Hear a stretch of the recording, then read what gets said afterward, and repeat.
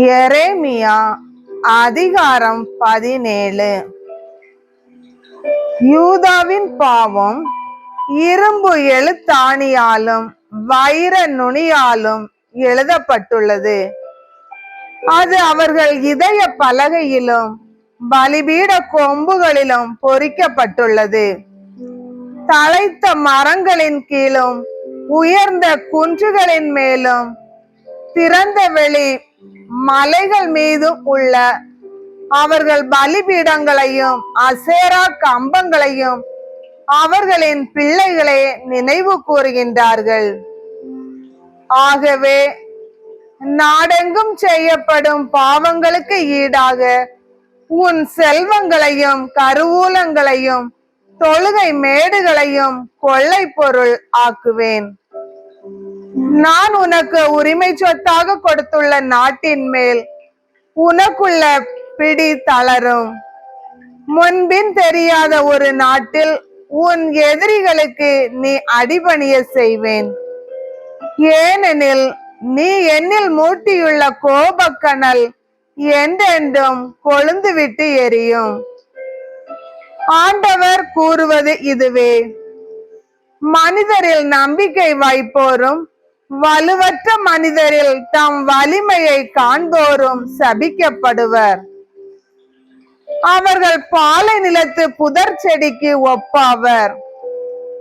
பருவ காலத்திலும் அவர்கள் பயனடையார். பாலை நிலத்தின் வறண்ட பகுதிகளிலும் யாரும் வாழா உவர் நிலத்திலுமே அவர்கள் குடியிருப்பர்.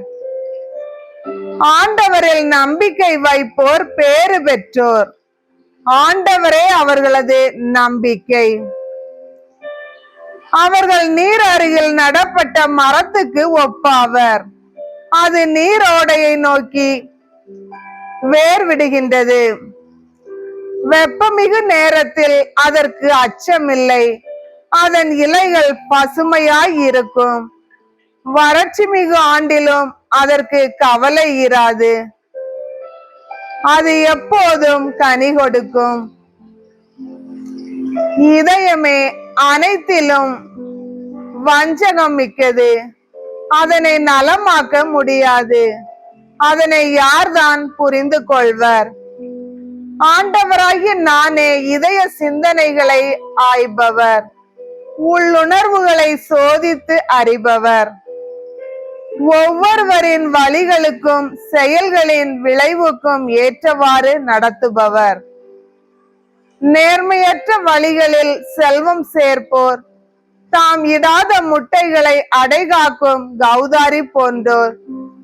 தம் வாழ்நாள்களின் நடுவிலேயே அவர்கள் அச்செல்வத்தை இழந்து விடுவர்.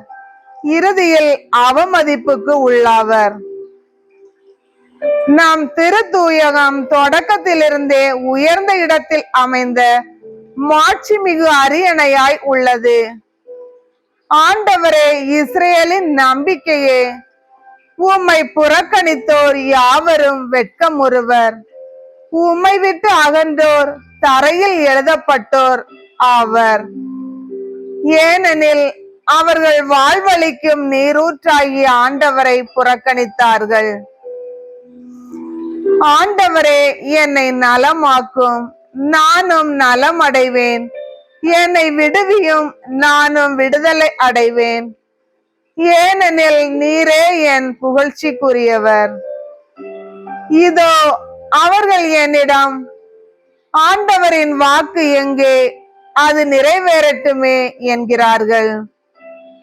அவர்கள் மேல் தீமையை அனுப்ப வேண்டும் என்று நான் உம்மை நெருங்கவில்லை. கொடுமையின் நாளை நான் விரும்பவில்லை. நான் கூறியவைதாம் உமக்கு தெரியுமே. அவை உம்முன் தாமே கூறப்பட்டன. நீர் எனக்கு திகிலாய் இராதீர். தீமையின் நாளில் நீரே என் புகலிடம். என்னை துன்புறுத்துவோர் வெட்கம் அடையட்டும், நானோ வெட்கம் அடையாதிருப்பேனாக. அவர்கள் திகிலுறட்டும், நானோ திகிலுறாதிருப்பேனாக. தீமையின் நாளை அவர்கள் மேல் வர செய்யும், இரட்டிப்பான அழிவு அவர்கள் மேல் வரட்டும், அவர்கள் அடியோடு ஒளியட்டும். ஆண்டவர் கூறியது இதுவே: நீ போய் யூதாவின் அரசர்கள் உள்ளே வருவதற்கும் வெளியே செல்வதற்கும் பயன்படும் பொதுமக்கள் வாயிலிலும் எருசலேமின் வாயில்கள் அனைத்திலும் நின்று கொள்.